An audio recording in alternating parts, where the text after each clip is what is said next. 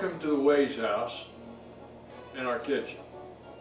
And we're going to use the time here in the next few minutes to cook a little food and talk about it.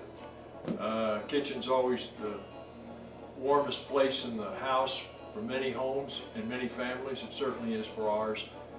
We enjoy being together in our kitchen. We enjoy cooking together, and I particularly enjoy my own cooking, and I'm going to share with you a recipe that I found, and like a lot of home cooks, we adapt and change, and we'll do a little bit of that today. But today we're going to cook a dish called Caldo Gallego, and some potatoes.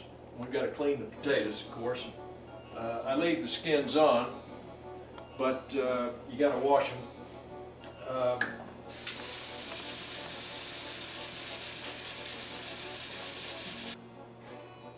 I got these are local garlic from a guy down the street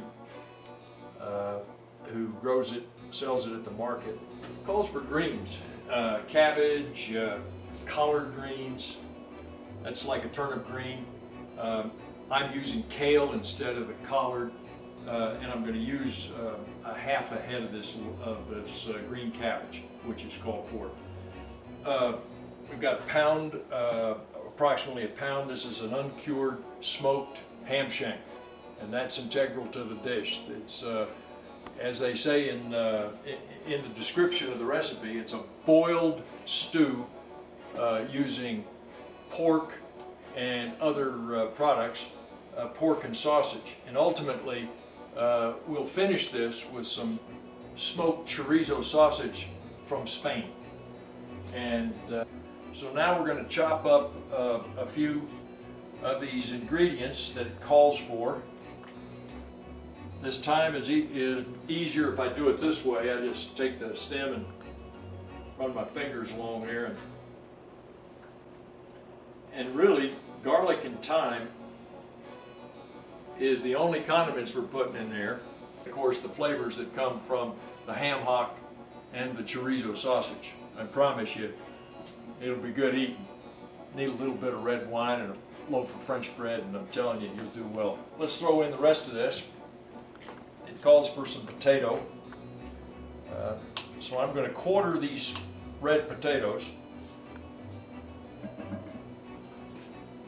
And this 6 potato, I think I'll chop it up into a few smaller pieces, so if it wants to break down, it'll thicken the stew naturally. Okay, we'll now we'll cut this cabbage.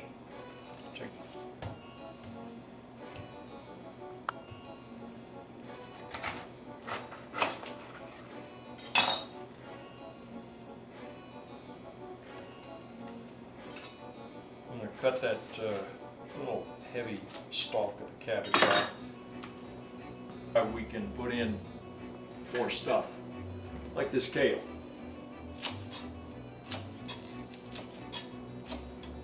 Don't forget the garlic.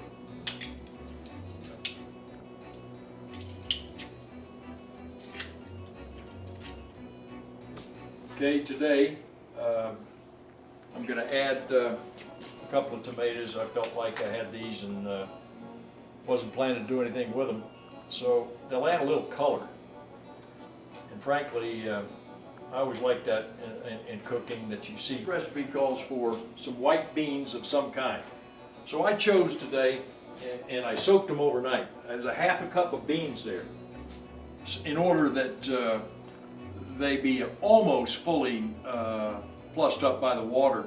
I put them in, I soaked them last night. So, and that's probably the only advanced preparation that you got to do. So looking at them, you'll see they're a little bigger than the package, and they've got a green look to them. They're pretty attractive beans.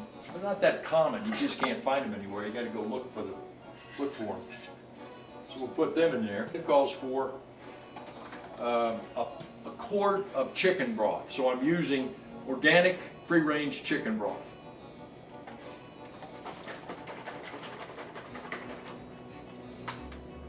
I undersalt my food. Always throw some in, typically undersalted, so that I leave that to whoever's eating the dish to decide how much salt they want. and some pepper. So we'll put some crushed red pepper, crushed black pepper I should say, in. And we're starting a little late in the day. If this were earlier in the morning, I'd probably cook it for 8-9 hours on low, not worry about it. We're starting a little after lunch, so I'm going to make up for that by putting it a couple hours on high, and then I'll drop it back down and let it finish on low. So we're going to start now, and off she goes. So tonight, Caldo Gallego, the Mexico style. Bon appetit.